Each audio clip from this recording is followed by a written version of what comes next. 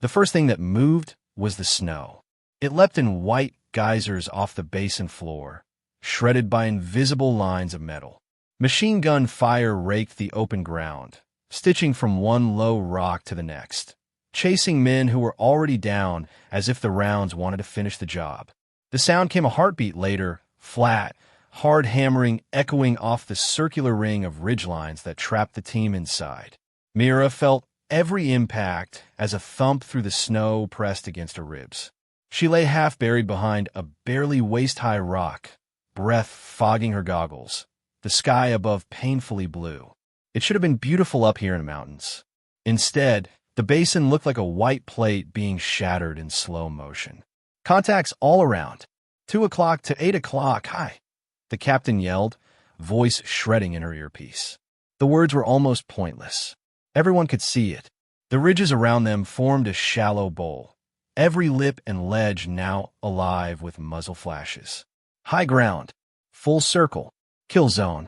Rook, get me air. Now, the captain snapped. The radio operator, helmet scuffed, antenna bent, hunched over his set a few meters away, already jamming his thumb down on the transmit switch. Thunder 1. This is Frost Actual. Troops in contact. Troops in contact. Grid. His transmission dissolved into a howl of static. Mira flinched at the blast of noise in her ear, then heard it stutter into clipped, robotic shards of words before dying completely. Say again, the captain barked. Rook shook his head, yanking a cable, checking connections with frantic fingers. They're there, sir. I had them. I can hear them, but they can't hear me. Something's. A mortar round came in close, a shrill whistle that became a deafening crash.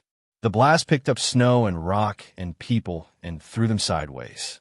Myra's teeth clacked together as her helmet smacked against stone. Her world narrowed to white and gray for a second, nothing but the hollow ring in her ears. When the sound bled back in, it came as a mix of shouted curses, the metallic clank of someone trying to move, and the distant, steady thump of the mortar tube firing again. Doc! Over here! Someone screamed.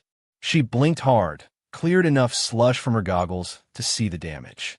The designated marksman lay splayed on the ice a few meters away, his limbs wrong, his chest plate cratered in a way that made her stomach flip. His rifle had spun out of his hands, skittering across the crusted snow until it hit a rock with a crack that made her wince. The rifle stopped just in front of her cover. The optic, once a precise, expensive piece of glass, was a spiderweb of fractures. The stock showed a jagged split where the mortar's shockwave had slammed it into stone. Beyond it, a medic on hands and knees scrambled toward the marksman, kit already open, bandages spilling out. Another operator, hunched low, dragged a heavy, ruggedized case by the built-in handle, its reinforced corners biting trenches into the snow. Bullets kicked up a trail just behind him as he hauled it back toward the tiny island of rocks where the captain was trying to hold the world together. Myra's eyes snagged on the case, just for a heartbeat. It was big enough to be a burden, small enough to be precious. The kind of thing people died carrying. They were dying now. 6 minutes, the captain shouted, voice hoarse. He glanced at his watch, then at the jagged horizons of the basin, as if he could physically see the clock running out.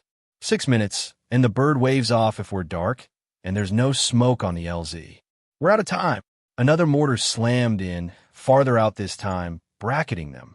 The enemy was walking the rounds closer with horrifying, mathematical precision. Machine guns on the ridges chewed up more snow, trying to pin anyone who dared lift their head high enough to shoot back. Myra's rifle, her actual assigned weapon, lay emptied beside a rock. She had 2 magazines left clipped to her chest, and no illusion that they would last. Short, controlled bursts, she reminded herself. Don't waste. Don't panic. The squad senior sergeant belly-crawled past her, cursing under his breath.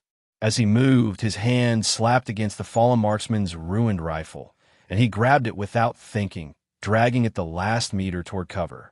He shoved it roughly across the snow to Mira. If you can make that thing work, he snarled. Now's the time, Corp. The rifle bumped into her chest. It was heavier than it looked, or maybe that was just the way her arms suddenly felt. She pulled it in, hands closing around the cold metal automatically, even as a part of her brain screamed that this was insane. She eased the weapon into her lap and checked it under fire, motion smooth from 1,000 repetitions on calmer days. The optic was useless, the shattered glass reflecting nonsensical constellations. The stock flexed slightly when she applied pressure. Not good, but not hopeless. The bolt, when she tried to work it, caught halfway through its travel, grinding like there was grit in places there shouldn't be. Above her, something flashed on the ridge. She flattened instinctively as a burst of fire tore the air where her head had just been, bullets snapping with that too close, angry hornet sound. Bits of rock peppered her hood. Mira didn't look toward the ridge yet. First, the gun. She pushed the safety, popped the magazine, checked it. Half full. She racked the bolt again, harder, felt it slam home with grudging reluctance. The gun was hurt, like everything else in this bowl. Frost Actual, this is Thunder 1, say position. A voice tried to claw its way through the static in her ear, broken and ghostly. Rook hunched closer to the captain, shouting into his mic, say again, Thunder, we are. The next blast of static was even louder, swallowing everything. The enemy jammer was working overtime. They could hear ghosts of their friends in the sky, but the sky couldn't hear them. Mira forced herself to look beyond her rock. On the ridgeline at her 12 o'clock, she caught glimpses of silhouettes between bursts of muzzle flash. Not just random fighters. There was a pattern, one central figure, not firing, just pointing, giving hand signals. Around that figure, spotters leaned into scopes, and a pair of men crouched by a tripod that could only be the mortars spotting team. Even from here at this distance, under this fire, she could see the calm and the body language of the one in the middle. The assurance of someone who knew he had the geometry and the time. Her throat tightened. It was the same posture, the same tilt of the head she saw in her dreams. A man on another ridge, another valley. Her rifle steady, her finger frozen. Last time, she had watched the trap close. Watched people she knew carried out on stretchers, bodies zipped up. Last time, she hadn't fired soon enough. The basin rang with chaos, shouted range calls, the metallic clack of weapons, the dull ferocity of the machine guns chewing the air. But in Myra's chest, there was a pocket of absolute silence. Her own breath, loud in her ears. Her heartbeat, heavy and slow. She stripped the shattered optic off the rifle with quick, economical motions and tossed it aside. Then she rolled on her side, bracing the cracked stock against her shoulder, feeling it creak like a broken bone trying to bear weight. Her hand shook. She watched them, noticed the tremor, and bore down on it. One breath in, one breath out. The tremor eased, not gone, but caged. She slid the rifle out just past the rock, cheeks settling against cold metal, aligning up with battered iron sights that weren't meant for this kind of range. The ridgeline looked very far away now. The enemy commander raised an arm, pointing, and a mortar coughed again. Another shell hissed overhead. Mira exhaled, the world narrowing to a grainy, distant figure framed between two jagged stones. How am I supposed to save anyone with a gun that doesn't even shoot straight? She thought. Then the thought shifted, hardening. You don't save them by waiting. Her finger settled lightly on the trigger. 6 hours earlier, the mountain had looked harmless. The helicopter peeled away with a roar, its rotor wash whipping up clouds of powder that stung exposed skin. As the sound faded into the thin, cold air, the silence that followed felt almost profound. The task force stood alone on the narrow ridge, boots sunk into wind-packed snow, the world dropping away on either side in steep, white slopes. "Welcome to White Valley," the captain said, voice calm and dry over the squad channel. "Let's keep this postal code off the evening news." A few operators chuckled quietly. The humor didn't reach Myra's mouth, but she appreciated the attempt. The sun hung low but bright, throwing long shadows from their figures, making the whole landscape almost too high contrast to look at without squinting. They clipped into their skis or shifted snowshoes into place, adjusting packs that were already cutting into shoulders. The heavy, ruggedized case, about the size of a carry-on, but 3 times as dense, sat in the snow, frost already forming along the edges of the metal. Two of the strongest operators had been assigned as its mules, one at the front handle, one at the rear. Mira had seen the manifest. She knew what was inside, or at least the labels. Hardened server, real-time drone intel, crypto keys, enough code and data to light up half the theater if it fell into the wrong hands. The captain jabbed his glove at the case. That box gets to the sensor site intact. That is priority 1 through 10. We lose it, and we hand the other side a map to our whole house and the keys for every door. The JTAC, a lean man with a permanent squint, lifted his chin toward the empty sky. We've got 2 fast movers in the stack and a pair of gunships on call. If anyone sneezes wrong, we can make it snow metal. The captain shook his head once. Not anywhere near the village. Everyone clear on that. Mira followed his gaze down to the valley floor on their right. Far below, tucked into a bend where a frozen river vanished under ice, a small cluster of rooftops poked through the snow. Thin columns of smoke rose straight up. At this time of day, kitchens were probably busy, children might be outside. No heavy ordnance within 5 clicks of that hamlet, the captain repeated. We're not turning someone's home into a craterscape, so we can save our own skin. If we get in trouble, we solve it up here. Mira nodded silently with the others, then checked her own gear again.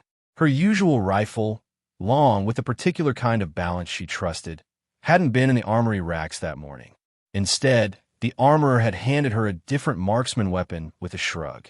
Your girl's down for maintenance, he'd said. Take this one. She's temperamental, but she'll sing if you treat her right. Then lower, it's backup anyway. We got a primary, secondary shooter, backup gun. She'd accepted it without argument, checking the bore, the optic, the action. Everything had functioned on the bench. Almost. Now, she fell in on the edge of the formation as they started down the ridge, her skis whispering over the surface. Rook moved in the middle, the JDAC near the captain, the medic somewhere in the back where he could see everyone. The case carriers trudged steadily, the box swinging slightly between them. They moved in a loose file, spreading just enough to complicate anyone's attempt to take them all out at once. The air bit at any exposed strip of skin. Her eyelashes felt like they were freezing together. Check in, everyone, the captain said as they slid into motion. Sound off. Voices came back, call signs, humor, a little trash talk. When it hit her turn, Mira simply said, shade up. Nobody responded to the name with more than a grunt. That was fine. She preferred it that way. They made their way along the ridge, the valley opening wider below them. Every few hundred meters, the captain called a short halt so they could kneel, catch their breath, and scan. Each time, Mira knelt a little apart, scope sweeping the slopes. At one of those halts, she saw it. Hold, she murmured, almost to herself. Her optic tracked a section of snowfield below and ahead, where the wind had left a smooth, unbroken sheet. Except, just near a stand of rock, there were faint, parallel lines running across it, shallow troughs that cut a clean, mechanical path. Ski tracks, recent, from the way the wind hadn't filled them. And near the top of a nearby rise, where the bare rock should have been a dull, matte gray, there was a pinprick of reflective light. Not big, not obvious, just a flash that blinked in and out in the corner of her eye. Her stomach tightened. Captain, she said over the squad net. At your 2 o'clock, mid-slope. Possible movement sign. And on a minor ridge beyond it, sun flash off glass or metal. He turned slowly, following her directions, scanning with binoculars. She waited, breath held. I see what you're talking about, he said after a moment. Tracks look old. Probably a shepherd or one of our patrols from last week. That rock glint is angle. Reports say this route's clear. We're on the clock. Mira stayed quiet. The pattern of the tracks nagged at her. Too straight, spacing too even for someone looking for lost goats. But he wasn't wrong about the schedule. They had a narrow window to move the server without drawing attention. She lowered her rifle, eyes flicking once more to that distant glint. Her mind supplied another image, unbidden, a different valley, a different team, a similar flash on a ridge.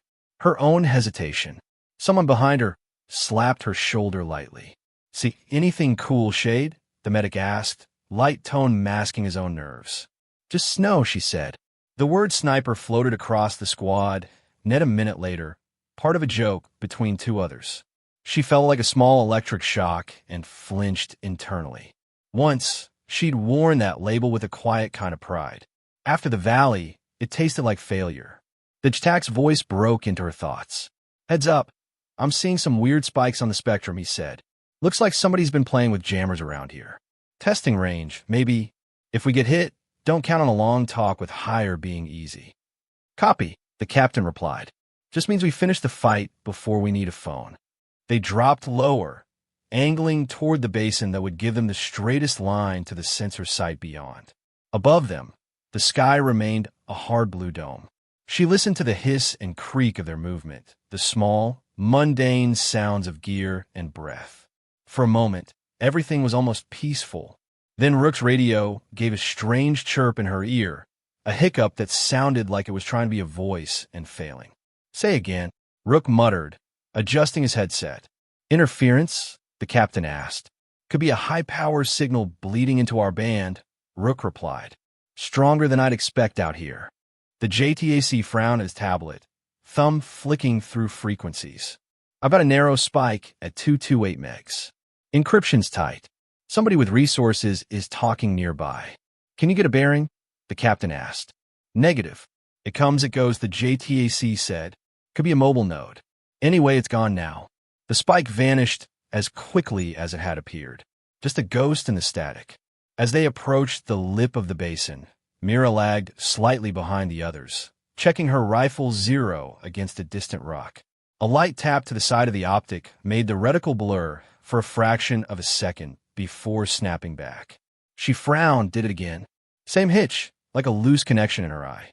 On the third tap, the sight flickered longer than she liked. "Of course," she muttered. "Problem?" The armorer's voice crackled in her memory. "She's temperamental." She smacked the optic once, more out of irritation than any technical reasoning. The reticle steadied. For now, the team paused at the edge of the bowl. Below them, a wide, shining basin opened up, its floor untouched, pristine as a postcard. The slopes on all sides rose evenly, the ridges forming an almost perfect circle. The captain took a knee, scanning the bowl. "Textbook, huh?" he said. "In and out, straight shot across, up the other side, and we're home for dinner." The medic whistled softly. "Feels like a stadium." "Feels like a test question," Mira said under her breath. "What?" the captain asked. "Nothing, sir." She stared at the far ridges. There was nothing obvious. No movement, no glints, no tracks. Just empty slopes and silent rock. But the silence felt loaded. Not the easy quiet of an empty mountain, but the held breath before impact. "Protocol," said Move. The route had been cleared by drones and previous patrols. The clock said they were already eating into their margin. The captain glanced back at the team. "Let's go. Stay spaced. Keep your eyes open. We're visitors in someone else's house." They stepped over the lip and began the descent into the basin. Later, Mira would replay every step of that walk in her head, searching for the exact second where she might have changed something. For now, the snow squeaked under their boots, the air burned their lungs, and the bowl waited. It was midday when it closed its teeth. They were almost halfway across when the world erupted behind them. The first explosion wasn't sound, it was motion. The snow beneath Myra's boots bucked as a buried charge detonated along the route they'd used to enter. A wall of white and debris slammed up into the air, a moving curtain that severed their backtrail in an instant. "Down!" someone screamed, but the second charge was already going off, then a third staggered along the line of their approach. Mira threw herself sideways, skis tangling, body hitting the snow hard enough to knock the wind out of her. She rolled on instinct, trying to present armor to any shrapnel that came singing through. Chunks of rock and ice rained down. A shard clanged off her helmet, making stars jump across her vision. She blinked them away, pulled her rifle to her chest, and listened. The silence of White Valley was gone. Machine guns opened up from the ridges, the sound arriving a fraction of a second after the first splashes of snow leapt off the basin floor. The fire came in disciplined bursts, sweeping arcs that forced the team into whatever shallow depressions they could find. Contact front, right, left, contact everywhere, the captain's voice snapped. Find cover. There wasn't much. The basin's floor had looked smooth from above because it was. A few rocks jutted up like islands, but they were barely enough to shelter 1 or 2 people each. Everyone else hugged the snow, making themselves as small as possible while rounds whined overhead. Mira slid behind a low outcrop, feeling the stinging bite of fresh cuts on her cheek, where tiny stone fragments had kissed her skin. She popped her head up just long enough to see where the fire was coming from and dropped again immediately. They were encircled. Elevated firing positions ringed the bowl, muzzle flashes popping like angry stars along the ridgelines. It was a textbook engagement from the enemy's handbook. "Rook," the captain shouted. "Get me higher." Now, the radio operator had already hit the snow, equipment clutched tight against him. He keyed his mic, voice tense. "Thunder 1, this is Frost Actual, troops in contact, grid." The response was an ear-filling screech, a wall of electronic noise that made Mira instinctively pull her head in toward her shoulders. Static roared, full spectrum and aggressive, as if the air itself had decided to scream. "Jamming," Rook gasped. He twisted dials, switching frequencies, but every attempt was smothered in the same brutal hiss. "Alternate net?" the captain demanded. "I'm trying." Another sound cut through the chaos. The deep, hollow thump of a mortar, distant but distinct. Mira felt the hairs on the back of her neck stand up. She started counting under her breath. 1, 2, 3. The mortar round came down at the edge of their loose cluster, punching a crater into the snow and throwing a fountain of white and rock into the air. The shockwave hit her like a body check. Her teeth snapped together. "Get spread. No, stay tight. Stay behind cover," the captain shouted, correcting his own instinct. The basin's geometry left them few options. Spreading out meant exposing people to more angles. Clustering meant making a better target for the mortars. The ground next to the designated marksman erupted in a smaller blast. He tried to crawl to a better vantage point, moving just far enough out from his rock to get a line on one of the machine gun nests. The enemy sniper had been waiting. One crack, almost delicate amid the chaos, and he was down, sprawling, blood already seeping into the snow. His rifle spun away, sliding down a slight incline, tumbling end over end until it smashed stock first into a stone. Mira watched in frozen, slowed down horror as the optic fractured, glass collapsing in on itself. "Marksman down," someone yelled. "Doc now." The medic broke cover without hesitation, low-crawling toward the fallen shooter. Bullets chased him, snapping into the snow around his knees and elbows. He reached the marksman's side, shoulders hunching as he worked, his body language telling Mira everything she needed to know even before she saw the slackness in the shooter's hand. The captain was trying to coordinate, but a shard of shrapnel from the last mortar burst had bitten into his thigh. Blood soaked through the outer layer of his pants, steaming in the cold. He gritted his teeth, voice tight. "Rook, status?" "Nothing," Rook said, panic bleeding into the word. "They're blanketing the spectrum. I can hear fragments. Someone's out there, but they can't hear us. It's like we're shouting into a storm." The JTAC tried his backup handset, cycling through aircraft call signs, even resorting to emergency guard channels. All of it met the same wall of noise. "We're on our own," he said finally, voice flat. Mira pressed her helmet harder into the snow, peeking through a narrow gap. She forced herself to ignore the instinctive urge to scan everywhere at once. Panic makes you blind. Patterns keep you alive. She focused on one section of ridge at a time, catching glimpses between bursts of fire. There, 2 men hunched behind a heavy machine gun, feeding belts. To their left, a spotter with binoculars yelled corrections. Farther up, a slim figure leaned over a tripod-mounted tube, palms resting on it with practiced familiarity. Mortar crew, forward observer, gun team, efficient, rehearsed. And at the center of a cluster slightly behind them, a man stood upright, not firing, just directing. He held a handheld tablet in one gloved hand, gesturing with the other. People looked at him took orders, moved when he pointed. Not random. Not some opportunistic band. Command ode, she thought. They set this. For us. Sir, she said, dropping back behind the rock. They've got a central coordinator on the north ridge. Mortar observers about 20 meters to his right. If we can suppress that cluster, this gets sloppier fast. Can you reach them? The captain asked. Not from here. They're too high, too far, she said. We need elevation. Or a clean line with a long gun. Her eyes flicked to where the dead marksman's rifle lay, half buried near her cover, its optic a mess, stock visibly cracked. Which we don't have, the captain muttered. She crawled toward it under fire, feeling the buzz of rounds overhead. Her glove closed around the weapon's cold metal. When she pulled it to her, the damage was worse up close. The scope lens looked like frozen sugar, fractured into tiny, glinting pieces. The stock flexed unervingly when she put the slightest pressure on it. When she worked the bolt, it stuck halfway, then scraped forward with all the grace of a jammed drawer. Broken, Rook said when he saw it. We're not fixing that here. She didn't answer. Broken wasn't the same as useless. Not yet. Another mortar thumped. This one landed closer. Snow rained down on their positions like flour shaken from a sieve. The captain checked his watch again, face tightening. We had a hard extraction time, he said, as if reminding himself. Bird comes in regardless to this grid in. He hesitated, calculated, about 6 minutes. If they can't raise us and don't see smoke, they abort. They can't just hover over a jammed, hot valley wondering where we are. So we die after we miss our ride? The medic muttered bitterly, hands slick with blood as he shifted to another wounded man.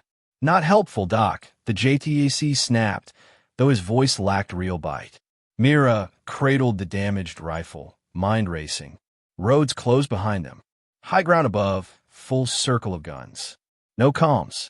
Leader wounded. Primary marksman gone. Mortars bracketing them into a tighter and tighter pocket. The last valley had felt like this, too. Different shape, same trap. Fire from above, no way to talk to the sky, a commander on a ridge calling every shot. She remembered lying behind a rock, fingers on a trigger, waiting for confirmation that never came, watching the chance slip away. She wasn't waiting this time. Sir, she said, if I can get to that sidewall, I might be able to climb into a position above their main line. This rifle's busted, but if I strip the optic and rig irons, I can probably get hits at their range. The captain stared at her like she'd suggested flying. You'll be exposed the whole way, he said. They'll cut you down before you're 10 meters up. Not if they're busy shooting at us, the sergeant cut in. We can give her some noise. That's not the plan, the captain snapped. The plan is we sit here and wait for the mortars to walk onto us, the medic asked. That's less of a plan and more of a schedule. Another round came in, closer again. The shockwave made the rock shudder against Myra's back. Waiting means dying, she thought. Climbing might mean dying too, but waiting meant watching everyone else die first. Call it a spotter reposition, she said quietly. I'm going to find us an exit or a firing solution. If I can't, you're no worse off. If I can, she let the sentence hang. The captain held her gaze for a long 3 seconds. She could see the calculation in his eyes. Risk one corporal, maybe buy a future, or keep everyone together and hope for a miracle. Keep your comms open, he said finally, voice rough. If you get a shot, make it count. Her heart knocked once hard in her chest. Yes, sir. She grabbed the broken rifle, slung it awkwardly over her back, and started crawling toward the steepest, iciest side of the basin. The first few meters were the worst. She felt naked, every movement a flare for the gunners above. Snow spat near her hands and boots, rounds walking toward her as someone on the ridge spotted the movement. Behind her, the sergeant and 2 others popped up and laid down a series of short, vicious bursts toward the loudest machine gun nests, drawing fire. The basin filled with overlapping sound, different calibers beating against each other. She reached the base of the sidewall, chest heaving, and pressed herself flat to the rock. The slope here was almost vertical, a mix of ice, packed snow, and jagged stone. A narrow ledge ran diagonally upward, barely more than a foot wide in places, leading toward a cornice that jutted out near the top. "Shade, where are you?" the captain barked. "East wall, halfway between you and the entry point," she replied, trying to keep her voice steady. "Going up." "Copy." "Don't fall," the sergeant said. "Hadn't planned on it," she answered.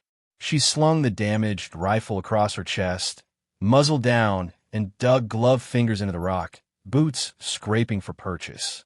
Snow flaked off with every shift of weight, small slides curling away under her and spilling into the basin like someone was pouring sugar. Enemy rounds occasionally sparked against the stone, little bursts of orange that sent fragments whizzing past her legs. Each time, she froze, pressing into the wall, becoming a shadow, willing herself unseen.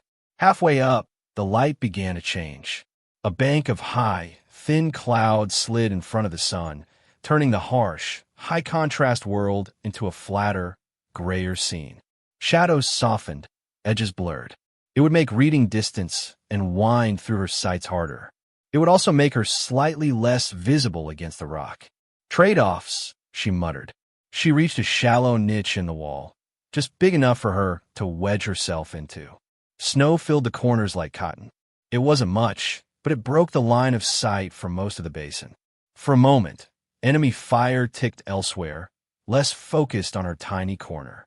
It was as good a workshop as she would get. She unslung the rifle and balanced it across her thighs. The optic came off with a twist and a shove, leaving a scarred rail behind. The stock creaked ominously when she breathed on it too hard. She wrapped a length of tape around the split, clawed a thin metal rod out of her pack. A broken tent pole she'd stubbornly refused to throw away, and lashed it along the fracture, turning the stock into a crude splint. Bolt first, she told herself. The action needed to run, or nothing else mattered. She worked it back and forth, feeling the sticky grind lighten with effort, flakes of ice and debris flicking out. Eventually, the motion smoothed down to something that felt almost normal. Almost. Without the scope, she'd be relying on the rifle's iron sights, which had never been meant for this distance. Even those weren't aligned perfectly. One side had taken a hit, bent just enough to throw things off. She loosened a screw with numb fingers, adjusted by feel, tightened again. The metal bit the skin through her gloves. A round cracked somewhere above, echoing differently. A sniper shot, not aimed at her. Not yet. She ignored it. She chambered around and eased the rifle around the edge of the niche, choosing a patch of dark rock on the far slope as a test target. The distance was long, but not absurd. She'd trained for worse in better conditions.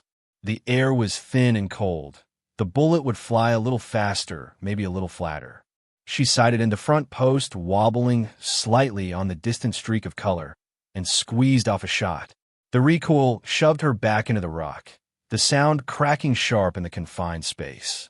She lost sight picture for a second, blinked, then peered at the impact. Snow puffed up just below and left of the rock mark.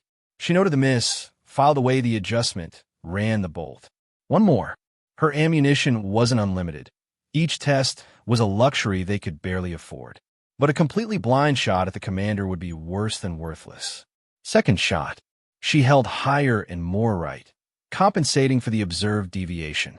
The bullet chewed a neat hole exactly where she'd wanted it, rock dust spilling. She smiled, a small, humorless thing. "Okay," she whispered. "You're ugly, but you sing." She reloaded, counting the remaining rounds. Not many. Enough if every bullet did more than its weight. She resumed her climb. The cornice above loomed closer with each step, a white lip hanging out over open air. The ledge grew narrower. At one point, only the inside edges of her boots had contact, the rest hanging over a drop that would turn her into a red smear on the basin floor. "Don't look down," she told herself, eyes fixed on the rock inches from her face. She reached the cornice by hauling herself up with a last, graceless scramble, elbows digging into the snow. For a moment she simply lay there, heart pounding, lungs burning. The world shrank to the small patch of sky in front of her nose. Then she rolled onto her side and peeked over the edge. From this angle, she could see almost everything. The basin lay below, their teams scattered in small clusters behind rocks and in shallow depressions. Enemy fire, stitching lines around them. Beyond, the ridgelines that had been distant walls from the floor now seemed almost close enough to reach out and touch, their occupants revealed in greater clarity. And on the far ridge, she saw the heart of the trap. The jammer sat on a tripod, a rugged, boxy device bristling with small antennas. Cables trailed from it to a battery pack half buried in the snow. Next to it, a table had been set up, improvised, legs uneven, holding a laptop and a thick sheaf of paper maps pinned under rocks. The commander stood at that table, tablet in one hand, his other hand resting lightly on the jammer housing, as if it were a pet. His face was half hidden by a scarf and goggles, but his posture spoke of control. Around him clustered a half-dozen subordinates, radio men, spotters, a liaison to the mortar teams. Behind their position, Mira saw a thin path cut into the slope, partially concealed by overhanging rock. A small group of climbers moved along it, heading away from the ridge and down toward a point that would put them above and behind the team in the basin. Kill from afar, then finish up close. Neat. Clean. Her jaw tightened. They hadn't just blundered into someone's random kill zone.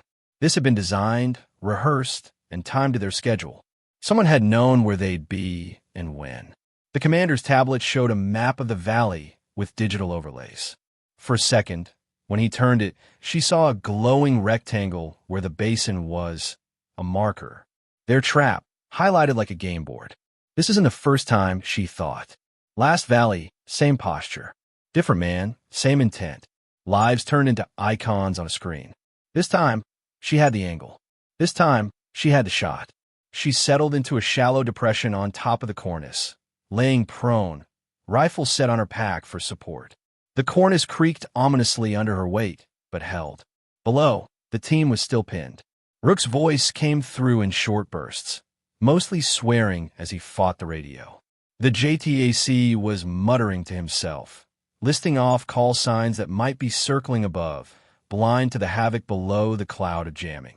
Her position wasn't safe. If she fired, someone on that ridge would start tracing the new line of bullets back to their origin. They'd rake this snow lip with rounds, maybe even turn the mortars on her. But if she did nothing, they all died. She put her eye to the iron sights and let the world collapse down to fronts and posts and breath. Her target ladder built itself in her head almost without conscious thought. Eyes first, hands next, then the brain. The drone operator sat off to one side on the ridge, his attention fixed upward, hands on a small controller. A quadcopter hovered above the bowl, giving the enemy a top-down view. That came first, then the radio relay. Without it, orders would slow. Then the mortar observer, whose little glinting rangefinder had been marking them for death. Then the heavy weapons. Only when the body was numb would she go for the heart. The commander and the jammer he leaned on like a cane. Her previous failure pressed against her like a weight. A valley not far from here, another ambush, her finger twitching on the trigger, and then waiting for clearance, waiting for certainty. By the time she fired, the commander had moved, and the opportunity had gone with him. Later, when they counted their dead, someone had asked why the sniper hadn't taken the shot earlier.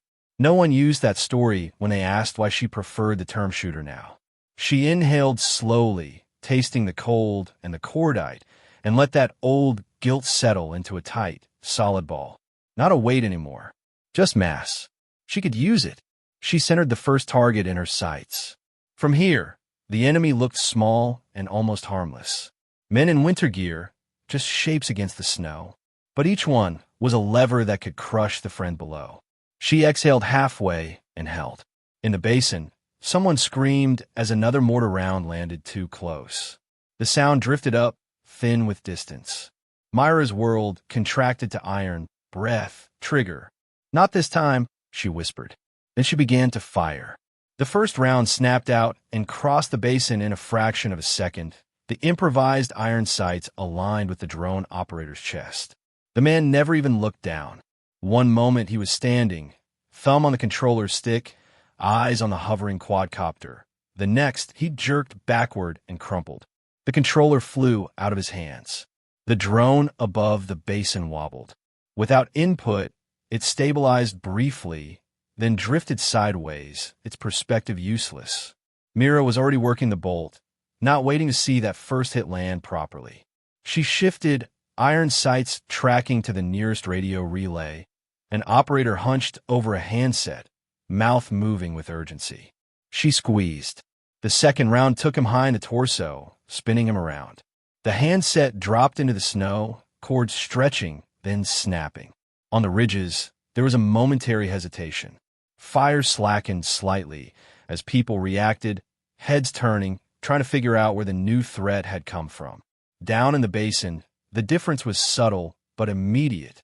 Machine gun bursts lost their rhythm. Mortar impacts began to spread wider as fire adjustment slowed. "Something's changed," the JTAC muttered. "They're getting sloppy." "Don't question it. Use it," the sergeant barked. "Pick your heads up and put rounds on those guns." The captain hissed in pain as he attempted to shift his wounded leg, then gritted his teeth. "Shade, that you?" he asked on the net. Hope and disbelief mixed.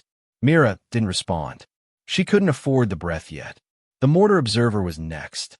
He crouched on a slight rise, laser rangefinder jutting from his hands like a periscope. The device's glass lens caught what filtered light there was, producing a tiny spark of reflection that marked him. She centered that spark and let the ball of old guilt in her chest compress into focus. Trigger. Crack. The observer went down, rangefinder falling from his limp fingers. Below him, the mortar crew kept firing, but their rounds lost their uncanny precision, walking erratically across the slopes. One round burst well short of the basin floor, showering an enemy machine gun nest slope with snow and debris. Another overshot entirely, exploding harmlessly on the far side of the valley. On the ridge, a spotter finally pointed in her general direction, shouting. Several muzzles swung toward the cornice. Here it comes, she thought. The world around her erupted as bullets tore into the snow lip, sending fountains of powder into the air. The cornice groaned under the impacts, shedding chunks that slid off and tumbled into the basin. Mira pressed herself flatter, sliding sideways a meter, using the uneven surface as a partial shield. She felt one round flick through the edge of her sleeve, a numb sting on her upper arm, telling her it had nicked flesh. "Shade, where are you?" the captain demanded again. "Working," she said, voice low, teeth clenched as she shifted position. "Keep moving when you can." They're confused. Another burst chewed into the cornice where she'd just been. Snow and ice chunks cascaded over the edge. For a second, she wondered if the whole overhang would crack and drop her into space. It held barely. The enemy acted fast. Losing their first drone hadn't left them blind for long. On a lower vector, hugging the contours of the ridge, a second quadcopter lifted off, its pilot crouched behind cover, guiding it along the same slope she occupied. The little machine buzzed like an angry insect, camera gimbaling as it searched for the angle of those last shots. If it got a clear look at her position, the hail of bullets would become a focus storm.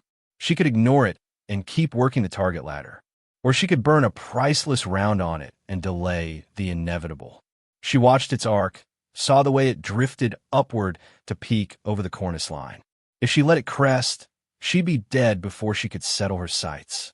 No free eyes, she told herself. She led the drone slightly, using the iron sights the way she might a shotgun bead on a clay target. The margin for error was razor thin. Cold air, improvised sights, minimal test shots, and a spinning target the size of a dinner plate. She fired. The bullet punched through the quadcopter's housing. The drone convulsed midair, one rotor shearing off in a spray of plastic, and then it tumbled, spinning, down the slope in a little scatter of dark fragments. On the ridge, the pilot yelled in shock and rage. His voice became a beacon. Bullets from her own team down below swung toward that sound, further increasing the chaos up top. "Shade, something just exploded near the ridge," the JTAC said, awe creeping into his tone. "Is it you taking out their toys?" "Working," she repeated, more breath than voice. The commander hadn't wasted time. Even as she cut his eyes and ears, he adapted. He shouted orders, gesturing sharply toward her side of the basin. Two machine guns pivoted to focus on the cornice, their arcs overlapping. More worrying, a pair of figures broke away from the main position and moved toward a narrow path that led around behind her perch. Climbers, kit for vertical movement, ropes slung, and ice axes at their belts. They'd come up under the cornice, then pop over from her blind side, while the rest hammered her perceived position from the front. "Climbers moving to flank me," she whispered. "I don't have the bullets to waste on everyone. Sir, if I take the jammer now, you get your sky back. After that, I'm probably done." "Do it," the captain said without hesitation. "We'll cover you with everything we've got." His answer landed with a weight she hadn't expected. No caveats. No wait. No we'll see. Just do it. Her breathing steadied.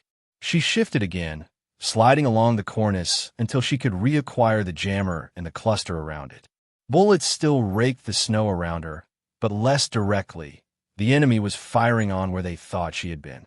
The jammer operator had ducked partway behind the device when the shooting started, using its bulk as cover. The commander stood close, bent over the map, tablet in one hand, other finger tracing a line. She needed a shot that did double duty, kill the jammer and the man relying on it. The distance was murder on her makeshift sights. The light was flat, wind whispering unpredictably along the ridge. Her shoulder throbbed where recoil and cold had already bruised it. She exhaled slowly, counting the beats of her heart. She waited until the commander stepped closer to the jammer, hand resting briefly on its casing as he leaned in to speak to his operator. Iron front post, jammer box edge, the vague shape of his chest behind it, all lining up in her view. Last valley. Hesitation. Bodies. She let the memory tighten into that same hard, dense ball and then rode the edge of it. Her finger closed on the trigger. The rifle cracked. Recoil punched into her, the stock creaking but holding. For a half second, she saw nothing. The muzzle blast obscured the far ridge, and then the world snapped back into focus. The jammer sparked, a small flash of light and smoke blooming from one corner as the round tore through its guts. The device jerked, one of its antennas snapping off, cables jerking taut. The commander jerked too, his entire upper body snapping backward as if yanked by an invisible wire. He collapsed across the table, maps scattering, tablet flying. For a frozen moment, the ridge went still. Then the jammer's internal electronics caught up with what had happened. The lights on its panel flickered wildly, then died. A thin trail of smoke rose, dissipating into the cold air. In her ear, the roar of static cut off like someone had slammed a door. "Frost Actual, this is Thunder One. We are overhead. Do you copy?" A clear, strong voice called on the net. Rook made a sound that was half laugh, half sob. "Thunder One, this is Frost Actual. We copy. We copy. Troops in contact, multiple enemy positions. Mark your position. Pop smoke now." Thunder One replied. "We see multiple muzzle flashes along the ridges. We will not drop within 5 clicks of the village." "Say again. Mark your friendly position." The JTAC's voice was already snapping out coordinates and target descriptions, professional and clipped. "Smoke out," someone yelled in the basin below. Purple clouds billowed up as grenades went off, staining the white world. On the ridge, the remaining enemy fighters stared at their fallen commander and the smoking ruin of their jammer. Half a dozen people shouted orders at once. No one listened. The mortar crew froze, tubes idle, waiting for instructions that weren't coming. The climbers who had been moving along the back path toward Myra's cornice hesitated. One looked back toward the chaos at their command node. The moment stretched. Mira worked the bolt again, feeling how few rounds were left. She shifted the sights to the lead climber. He was close, his face visible, eyes hard. She didn't look away. He was a lever, too. He had chosen this side. She fired. He went limp, rope tangling around his legs as he fell. The man behind him flinched and ducked, momentum lost. She swung back to the basin. One of the machine gun nests that had been holding her team's exit route in a death grip was still active, its gunners stubbornly raking the snow near their chosen rock spur. She put her second-to-last round through his upper body. He slumped forward, hands still hooked in the grips, as his assistant gunner dragged him away, leaving the big weapon momentarily unmanned. In the basin, the captain didn't waste the opening. "Move," he roared. "On me." Bound by teams to the spur. Drag the wounded, push the case, go. The team surged into motion. There was no elegant formation now, just bursts of movement from cover to cover, men and women hauling each other up. One of the case carriers practically yanking the heavy box through the snow with pure stubbornness. The jets overhead screamed down the valley, low passes that rattled the ridge lines and forced every exposed head to duck. They didn't drop ordnance. The village constraints held. But the sonic violence was oppressive enough to make even the most fanatical fighters hug the ground. Gunships shifted into position, pouring suppressive fire into the higher, unoccupied sections of the ridges, forcing the enemy to choose between staying down and standing up into a storm of rounds. Mira watched her team move, each bound by another few meters toward the ramps that led out of the bowl. Every step was paid for with breath and pain. Her heart hammered. She wanted to go with them. Instead, she lay on the fragile lip of snow, almost out of bullets, attention split between the ridge and the climbers below, who were starting to recover from their shock. She took her last round and held it in her mind like a coin. If she fired and missed, she'd have nothing left. If she held it and tried to save it for some hypothetical better moment, she might watch someone die she could have saved. "Shade," the captain called. "We're moving. We're going to make it to the spur. Can you follow?" "Almost done up here," she said. "You keep going. If I don't check in, assume I met the ground the hard way." "Not funny," the medic said. "Wasn't a joke," she replied.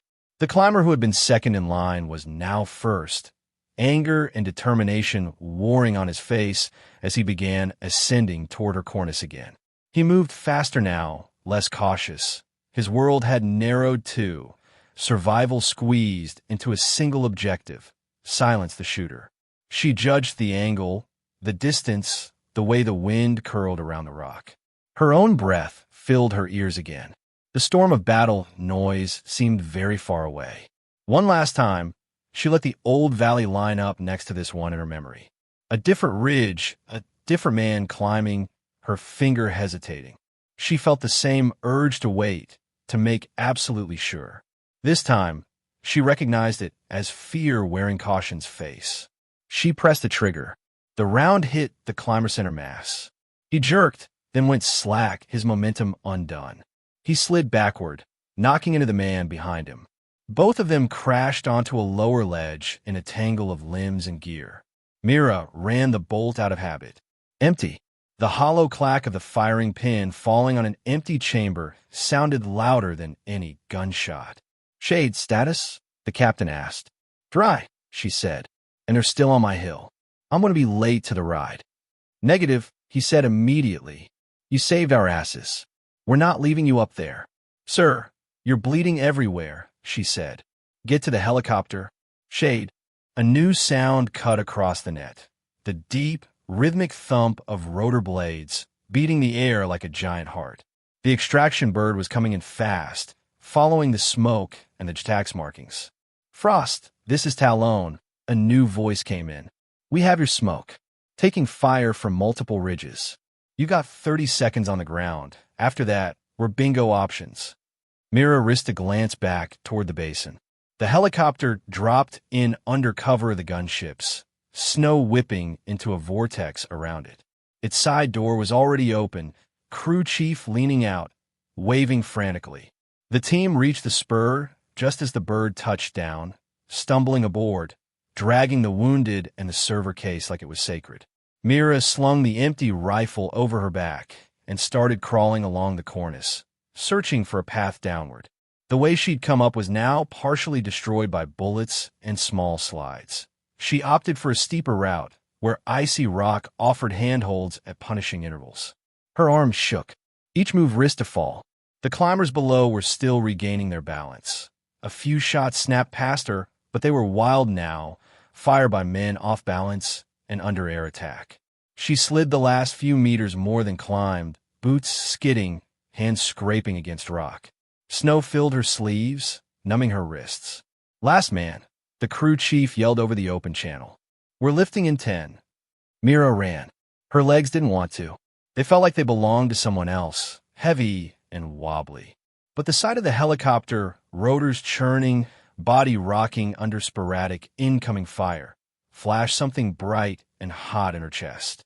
She sprinted in a crooked line, juking where the terrain forced her, breath tearing at her throat. The empty rifle thumped against her back. The basin around her was a chaos of smoke, bullet trails, and aircraft shadows. Bullets snapped at her heels, chased her footprints. One struck her plate carrier, the impact like a sledgehammer. She staggered, nearly went down, then lurched back into motion, lungs burning. Hands reached for her as she neared the helicopter.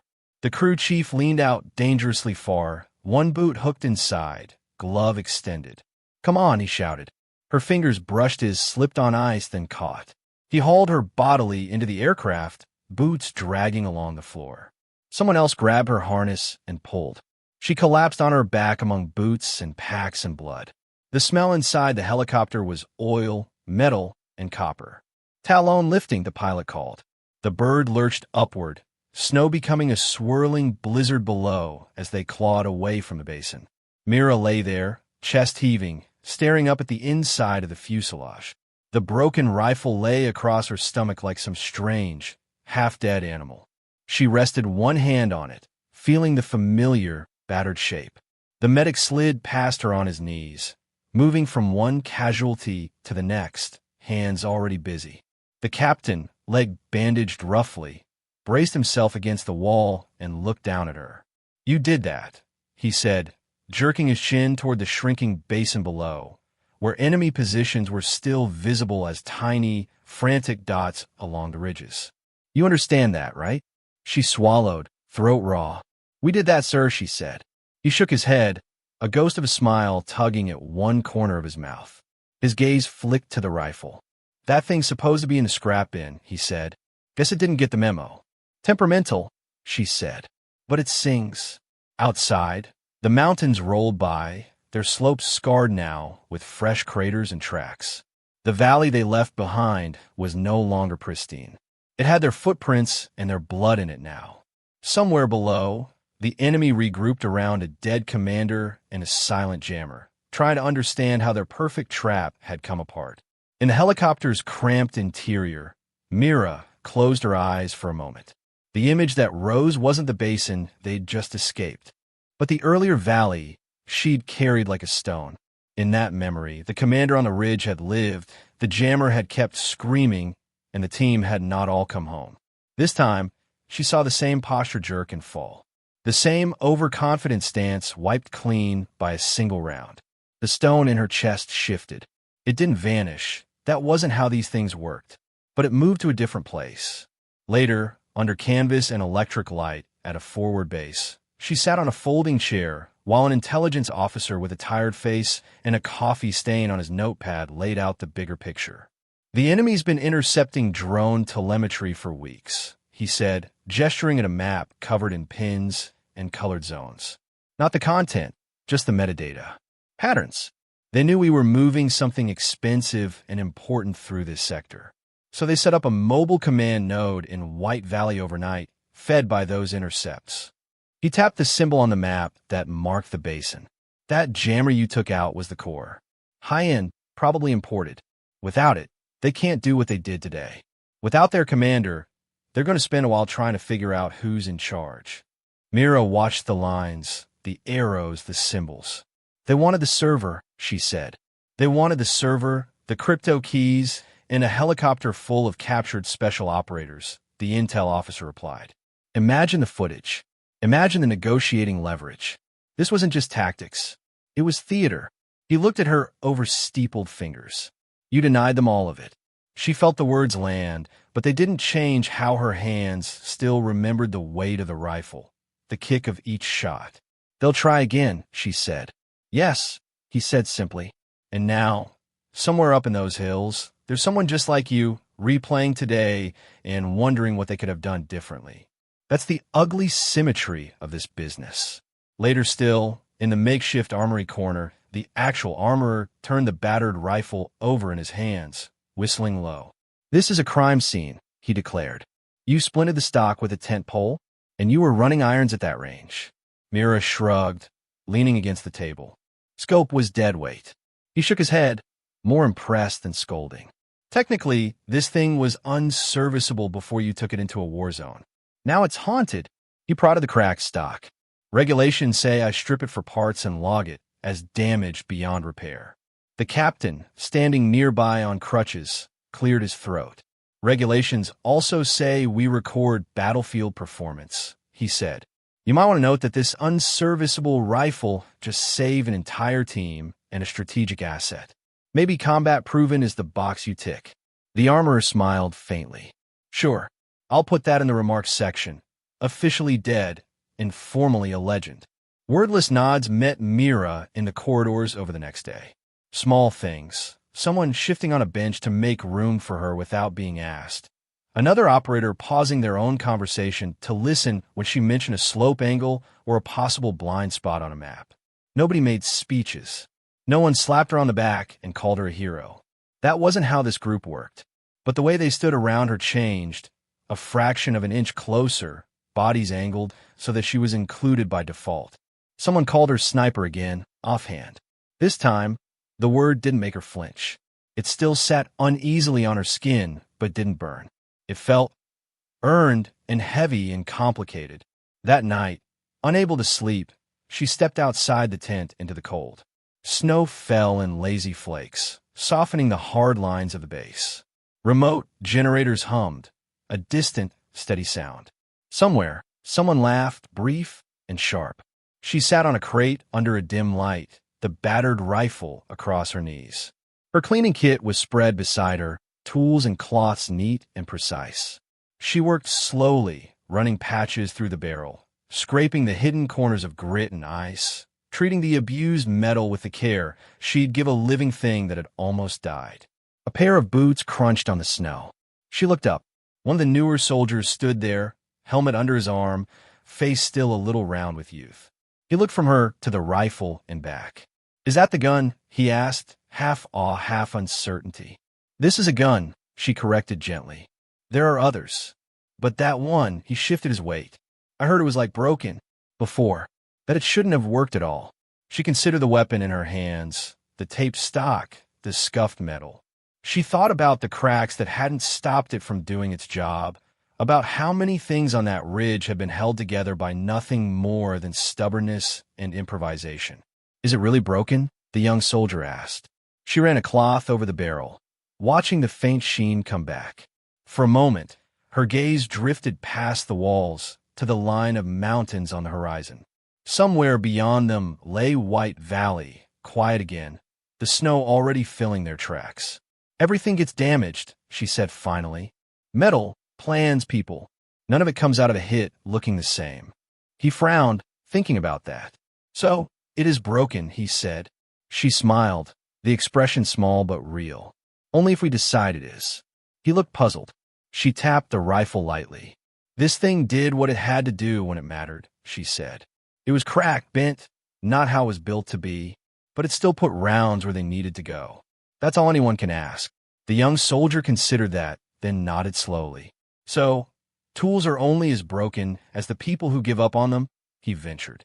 She met his eyes, surprised, then nodded once. "Something like that," she said. He grinned, a little embarrassed at having said something that sounded wiser than he'd intended, then shuffled off into the darkness, boots squeaking. Mira watched him go, then looked back down at the rifle. She finished cleaning it, piece by piece, her motions unhurried. When she reassembled the weapon, the cracks and scars were still there.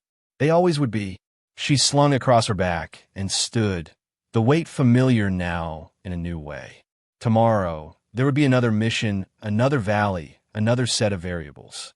The enemy would adapt. So would they. For tonight, the mountains were just silhouettes under a starlit sky. The basin in White Valley was hidden in shadow, its broken geometry invisible from here. She turned away from it and walked back toward the tent, the rifle resting against her shoulder like a quiet, battered promise.